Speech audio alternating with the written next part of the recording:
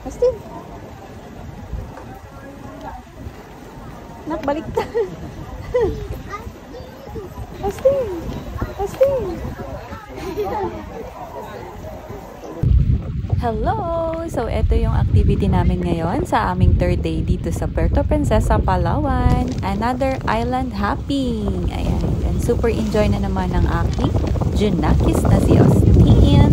Kaya samahan nyo kami at ang first stop po namin ay ang Pambato Reef. Tara!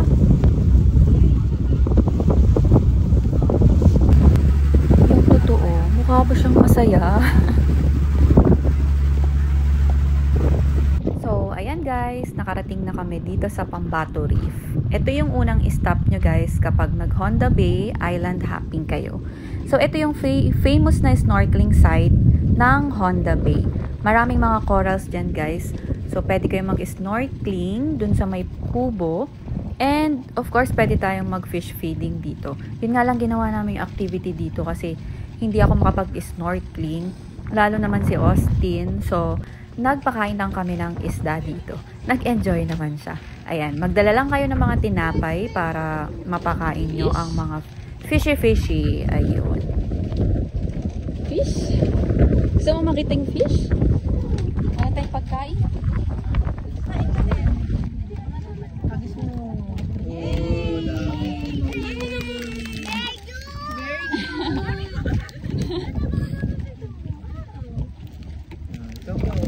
So, ayan, bukod sa snorkeling and diving, yan yung isa pang activity na pwede nyong magawa dito na ma-enjoy talaga ng mga bagets ang magpakain ng fishy.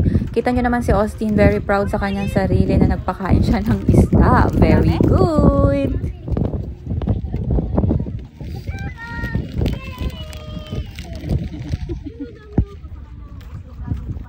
Manghuli tayo, nak?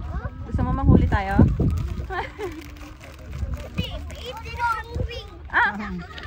Kainin natin. Hungry ka?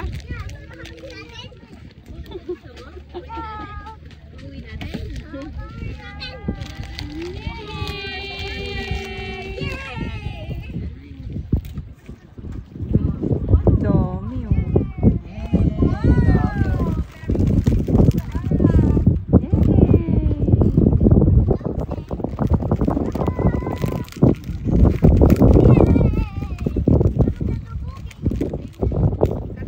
Ang next stop po namin ay ang Luli Island sa next video. Thank you. Bye!